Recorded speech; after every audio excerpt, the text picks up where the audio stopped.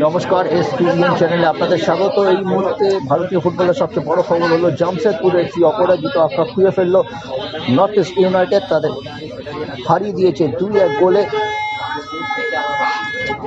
এই 69 মিনিটে অ্যান্ডি জয়সূচক গোল করেছেন নর্থ ইস্টের হয়ে, তিনি দুখানা গোল করেছেন। মেসি পাউলি 68 মিনিটে দলকে সমতায় ফিরিয়েছিলেন, কিন্তু পরের মুহূর্তে দল গোল খেয়ে গেছে। এর ফলে 5 ম্যাচে 12 পয়েন্টে দাঁড়িয়ে রইল জামশেদপুর এফসি।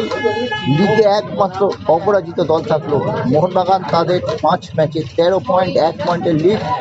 মোহনবাগানের একটা আশঙ্কা ছিল ম্যাচটা জিতলে জামশেদপুর হয়তো তাদের টপকে যেতে পারত, কিন্তু উল্টোটাই হয়েছে।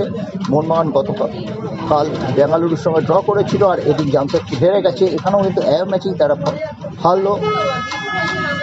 সব মিলিয়ে কিন্তু অ্যাডভান্টেজ মোহনবাগান সুপার জায়ান্ট। আবারও এবারের এই আইএসএলে প্রথম থেকেই তারা টপে আছে এবং পঞ্চম রাউন্ডের শেষেও তারা টপে থাকলেও তাদের জায়গা হারাতে হলো না। এটা যথেষ্ট স্বস্তিজনক ব্যাপার, অন্তত মোহনবাগান সমর্থকদের কাছে।